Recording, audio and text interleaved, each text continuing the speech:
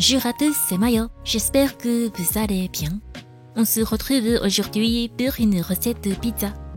Aujourd'hui, j'utilise la farine italienne que j'ai trouvée dans le magasin italien l'autre jour. On va peser la farine et on va y ajouter la levure boulangère déshydratée. On mélange bien à l'aide d'un fouet.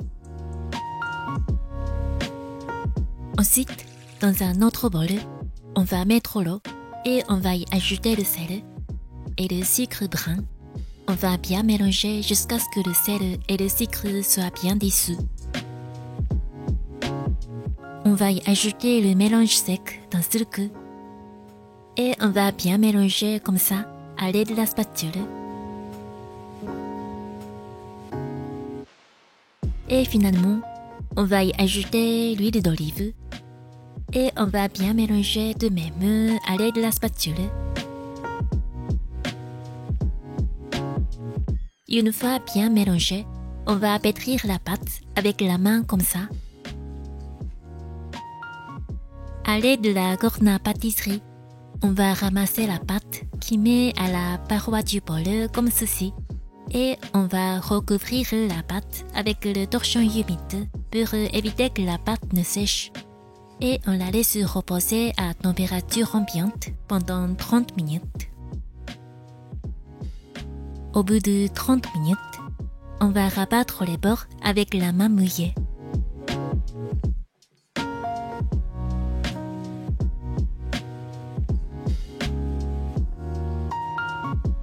Et on va laisser reposer la pâte à nouveau à température ambiante pendant 30 minutes.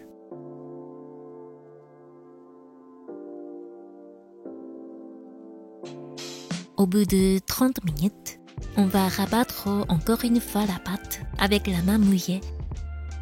Avec cette méthode, vous n'avez pas besoin de pétrir et vous pouvez faire une bonne pâte très facilement.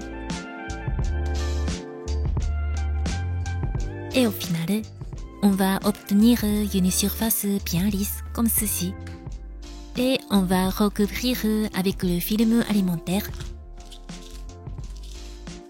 Et on va mettre au frigo pendant 24 heures. Le lendemain, on va commencer à préparer la garniture. Dans un saladier, on va mettre des tomates. Et on va ajouter le sel.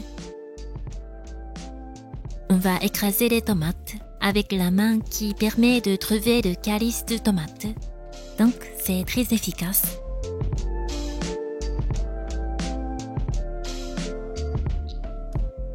Mais si vous ne voulez pas écraser les tomates avec la main, vous pouvez utiliser un batteur plongeant, bien sûr.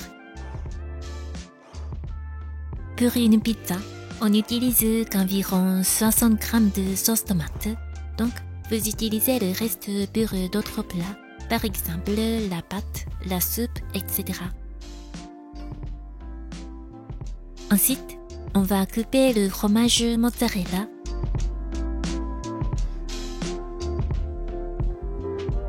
On va la couper comme ça.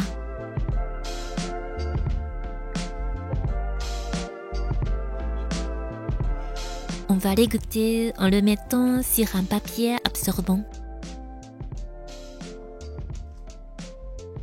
Voilà, j'ai mis la pâte au frigo pendant 24 heures et après, je l'ai mis à température ambiante pendant 1h30 pour reprendre la température de la pâte. On va saupoudrer la farine sur la surface pour éviter que la pâte ne colle au plan de travail.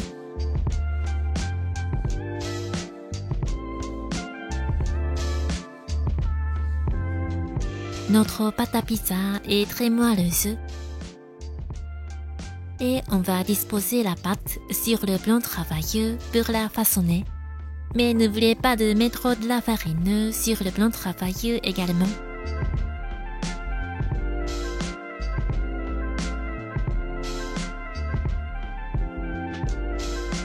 Et on va l'étaler du centre jusqu'au bord, comme ceci. Mais faites attention de ne pas l'étaler jusqu'aux extrémités. Sinon, il n'y aura pas de croûte de pizza. Cette partie est aussi très délicieuse, donc faites attention. Et on retourne la pâte comme ça. Et on fait pareil.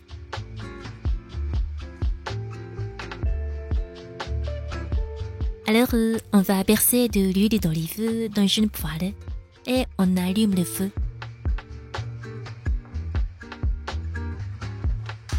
On va répartir de l'huile d'olive dans la poêle et on éteint le feu.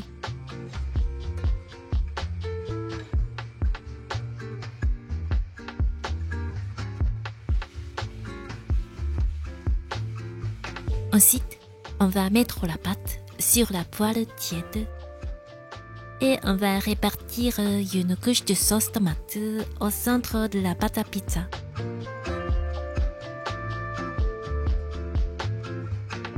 Et on va ensuite mettre le mozzarella. On va ensuite mettre des feuilles de basilic tout en déchirant pour faire bien parfumer. Et finalement, on va verser de l'huile d'olive par-dessus. On allume le feu et on va mettre un couvercle. On va faire cuire à feu vif pendant environ 1 minute. Et au bout d'1 minute, on éteint le feu et on va attendre 2 minutes tout en mettant un couvercle. Voilà, c'est bien gonflé.